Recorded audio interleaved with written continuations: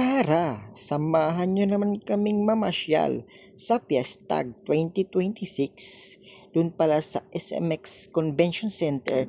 Let's go! Bago po pala tayo pumasok, kailangan natin magbayad ng entrance kaya binigyan na tayo nitong wristband, tapos mayroon din raffle entry.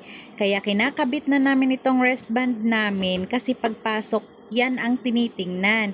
Ang raffle entry po pala ay na-fill up na ni Lablab tapos ilalagay na niya yan sa box kasi ang price niyan ay Stag by James Uy. Pagpasok naman namin, pumunta kaagad kami sa Thunderbird kaya mayroon na kaming dala-dalang product ni Thunderbird. Hindi lang talaga ramdam ang entrance dito kasi pag uwi namin ni Lablab marami kaming dala, sipag lang talaga sa pagpipila at saka syempre kung ano yung mga games, magpa-participate ka para magkaroon ka ng product nila. Yung iba naman kailangan ipalo ang page nila tapos yun bibigyan kanila kung ano ang available na product nila. Yan naman si Lablab, naglalaro yan kaso nga lang hindi nag-success. Mayroon din po pala yan si Lablab, malaking umbrella ng Thunderbird kasi sumayaw siya ng budots. O diba may payong na kami, sakto sa tag-ulan ngayon. Last day na po pala ngayon sa Fiestag 2026 dito sa SMX. Madami din po palang tao, nakakatuwa. Ganyan po ang ginagawa namin, pipila kami tapos tatakan yung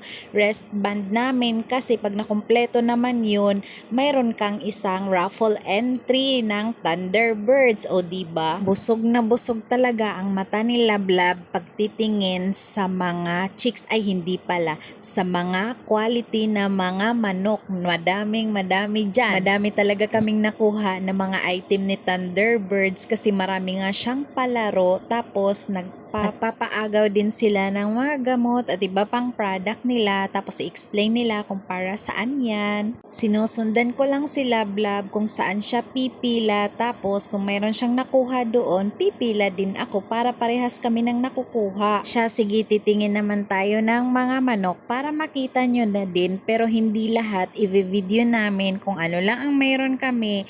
Tingnan nyo na lang kung gusto nyo. Nalulula na si Lablab pagtitingin-tingin sa magandang quality na mga manok pero hindi kami bibili, hanggang tingin lang pwede naman.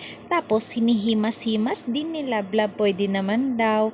Kung gustong himasin yung manok, pwede naman kahit hindi bilhin, basta wag lang nakawin. Last year ng Fiestag dito din kami, pumunta din kami kaya si Lablab nanalo siya ng pollet. Pero wala na yung pollet na yun, kinain na namin kasi kinatay na. Ang swerte lang talaga ng time na yun ni Lablab kasi isa lang yung raffle entry namin pero natawag talaga siya. Tapos nakuha niya talaga yung pollet. Ang chika nila pag last day or pangatlong araw na daw ng Fiestag, bagsak presyo na daw kaya mas maganda talaga na pang third day na tayo bibili kung gusto mang bumili ng manok. O diba si Lablab, tinitingnan niya dyan, akala naman bibili pero titingin lang talaga yan. Nandito po pala kami sa booth ni Marco Escolin. Napapalingon talaga si Lablab, quality talaga daw yung manok dito. Yung iba ngang mga game farm wala na, sold out na kasi diba pang 3 days na. Yung iba naman nagpapaubos na lang ng manok para daw hindi na nila dalhin pabalik, yun ang sabi nila.